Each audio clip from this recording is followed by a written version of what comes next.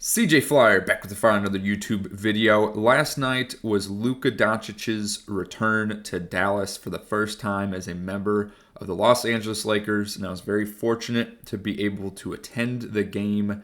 So I'm going to give a little bit of a recap of my experience, as this was, one of the most iconic moments in Dallas Mavericks basketball history and really Dallas sports in general.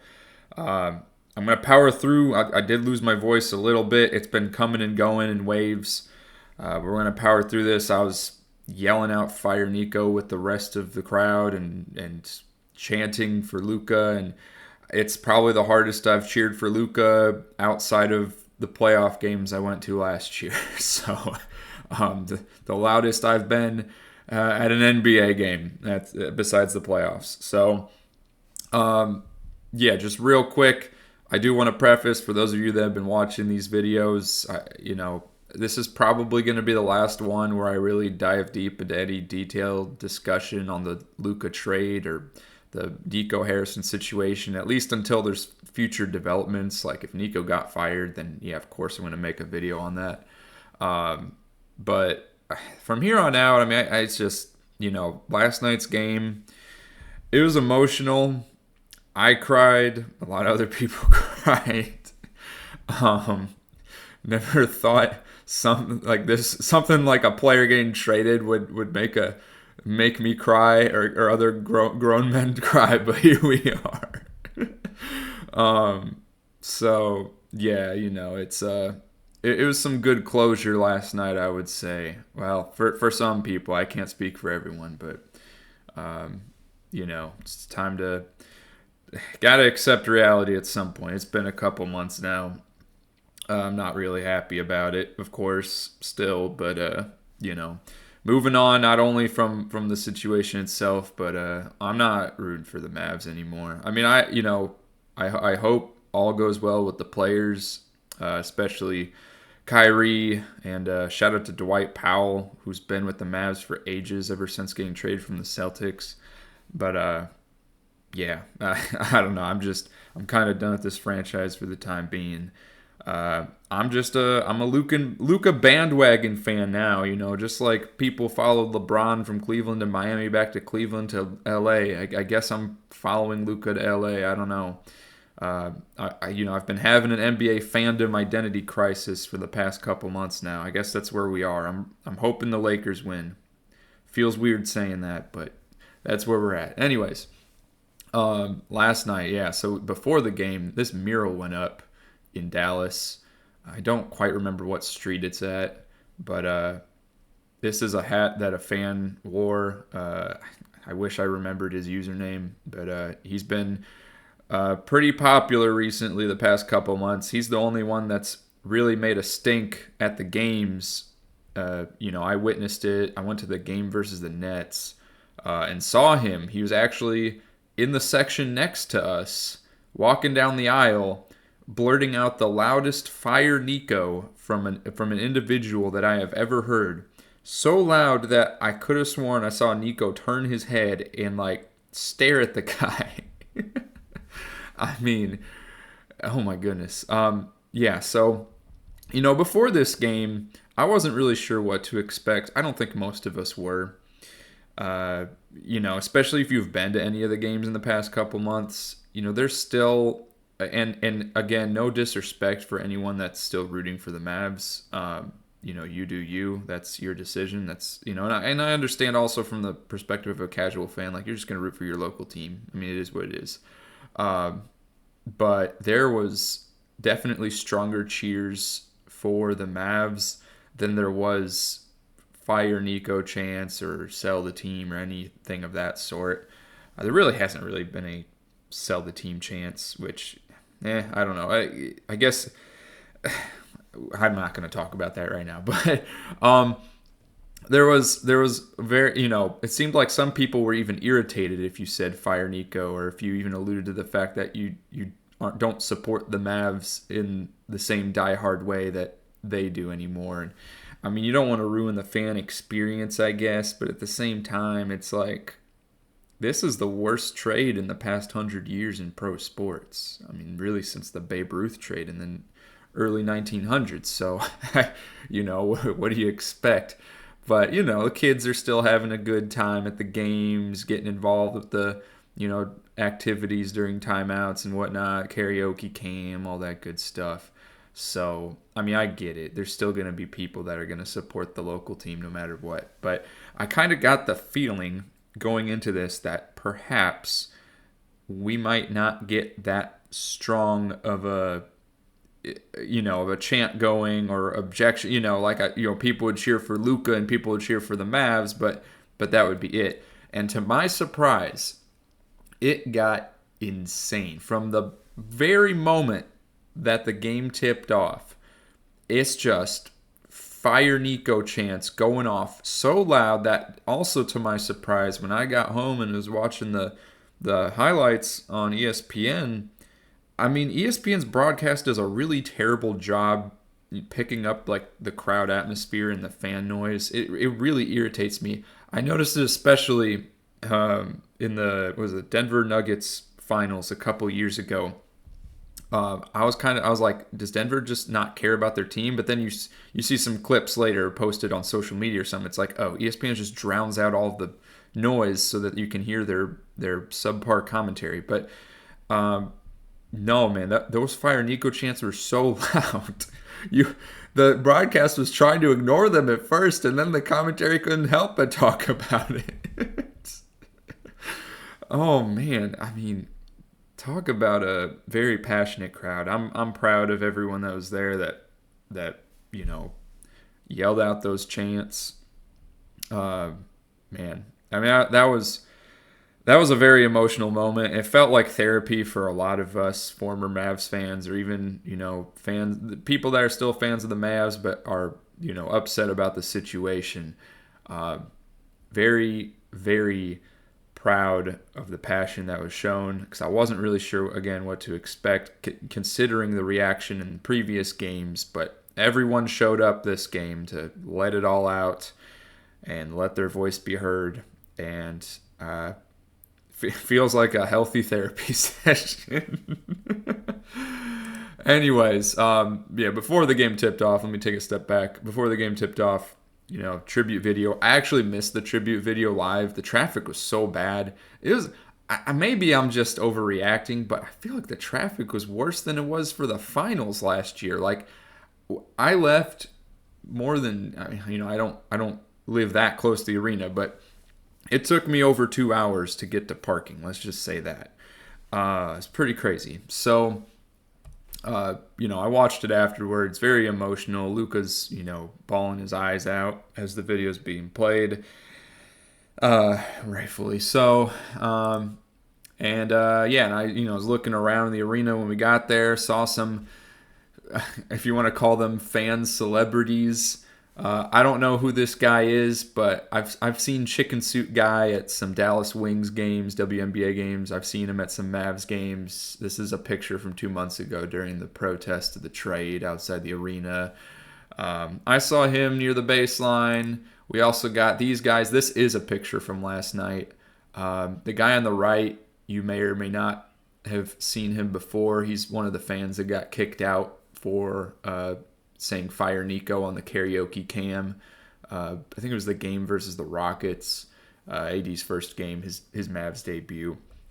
So a lot of folks there that we've seen in the past, celebrity fans, if you will, or I guess I don't know what you call them, just the popular fans, I guess. Everyone that wanted to share their voice made sure they were at the game. Is what I've seen. So everyone's there, just let it all out, right? Luka, of course, doing Luka things. What else is there to say? He dominated. He showed out for the fans. Incredible performance. 31 points in the first half. Second half, he didn't score quite as many points because, well, Jason Kidd just started double teaming him as soon as he crossed half court, which opened things up for LeBron. LeBron got, 27 points last night. Luka did end up finishing with 45. Meanwhile, for the Mavs, this was Anthony Davis's first time playing against the Lakers since he got traded because he was injured for the game in which Dallas played in LA. And look, I get that he was probably not 100%. It feels like he was out there partly injured. He looks like he was playing very cautiously, okay? But still, it was honestly embarrassing. It felt like he couldn't handle the moment, the magnitude of the situation, like, was just too much for him. I don't know, like, it's like he's like the biggest guy on the court outside of Gafford and Lively, who's on his team. And he's not able to, he's just not backing anyone down. I mean, I was embarrassed for them. Like, Luka was able to front him a few times, got a steal on the pass down low to AD.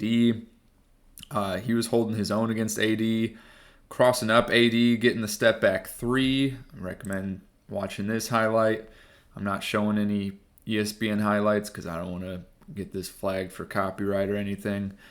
But I mean, Luka was just cooking, and on the flip side, AD was just like borderline non-existent out there. So I honestly, as far as like this game goes and the whole the crowd atmosphere and the emotions around it, I feel like everything went. It was almost like a movie. I mean, like I'm not even kidding. It's like you have the trade that everyone, the fans of the team of the generational player got traded away. That they're upset about it. They feel they're right. Nico feels like he's right about the trade, supposedly, unless there's some other controversy or conspiracy going on behind the scenes. But, everyone feels like they're right. And then obviously it's just one game. Obviously the Mavs don't have their full supporting cast. Kyrie's out, but, Luka comes out and cooks. AD comes out and just puts up a bit of a stinker. I mean, it wasn't like a terrible game. He had some assists and some boards. He was doing some things, but, you're supposed to be the best guy on the team. You got traded for the former best guy on the team. Yeah, I mean, it's just, and then the whole crowd's cheering for the guy that got traded. Like it's just felt like a movie. Didn't even feel like real life, to be honest. So. And it was crazy. It's like every time Luka scored, crowds, majority of the crowd's going nuts. Whenever the PA guy's trying to get a defense chant started, unlike the past games that I went to over the past couple months that I had tickets for, no one was really joining in. At least it wasn't like a very strong chant, defense chant or let's go Mavs chant. And then when a Mavs player scored, yeah, there's some cheers. Like, don't get me wrong. And it's not like anyone that is upset about the Luka trade, has any like hate towards Spencer Dinwiddie or PJ Washington or anyone else. But, people are feeling some type of way. And that's the reaction you're going to get. So Luka went out and cooked. And then at the end here, as Luka's getting subbed out, or this is the timeout before he got subbed out, a Luka chant started, like Luka, and the Lakers bench was like hyping up the crowd. I mean, have we ever seen a situation like this where the away team is leading, like they are hyping up the home team crowd, chanting the name of the player that just cooked them, that just put up a 45 on them, like. This doesn't happen. Has this ever happened? Like, I know we have all these moments, like these special plays or highlights or comebacks where like, oh, it's like I've never seen anything like this before. It's never happened, but and it's probably happened like dozens of times. But has this ever happened? I don't think so. Because this is like the one time where the generational talent, the star player, didn't leave because he forced his way out or because he said he didn't want to play there anymore. He signed somewhere else. Like, he unwillingly got traded away. No one wanted it to happen. The player didn't want it to happen. The fan base didn't want it to happen. Most of the players didn't want it to happen, it seems, too. I mean, we can only assume because they can't really share their true feelings. Did Jason Kidd want it to happen?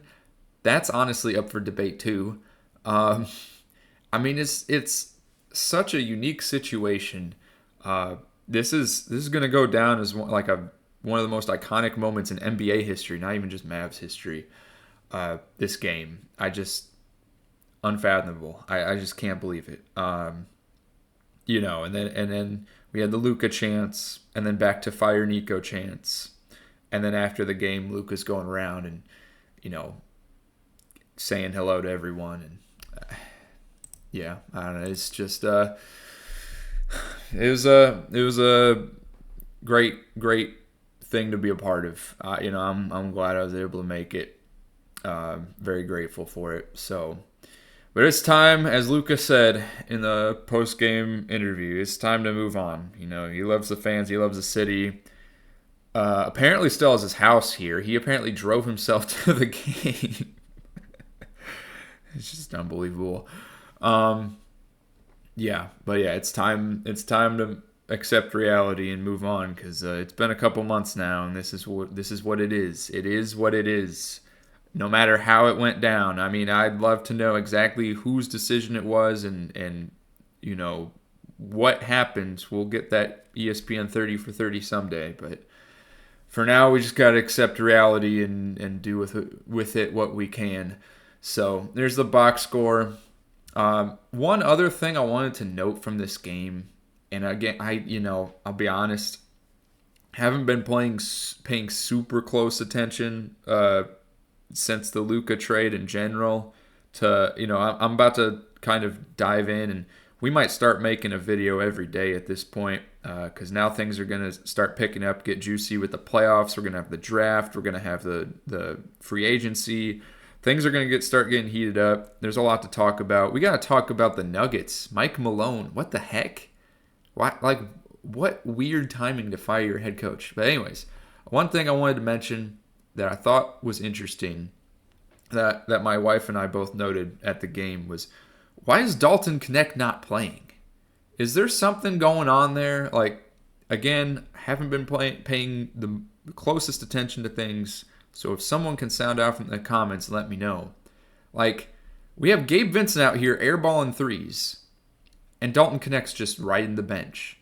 I need someone to explain to me. Is there something going on that, is he going to get traded this summer? Is there some kind of dispute or disagreement or something? I need to know what's going on. And I mean, I guess I could search after I record this, figure it out. But really, what's the deal with Dalton Knecht? Why is he not playing? Why is he getting the same number of minutes as Bronny James? And I'm losing my mind. He's not terrible. I feel like he's not any worse than Gabe Vincent being out there for a quarter. But whatever. I mean, let someone tell me. JJ Redick, he's the coaching mastermind, so I can't. Who am I to doubt him, anyways? He's a pretty intelligent dude, but this is some crazy stuff. Mavs fans, Lakers fans, anyone sound off in the comments. If you were at the game, would love to hear about your perspective.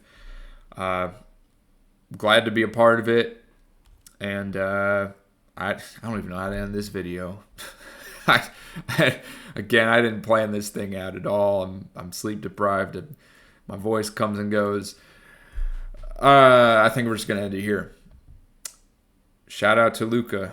Shout out to the Fire Nico. That's all I got to say. Fire Nico. See y'all in the next video.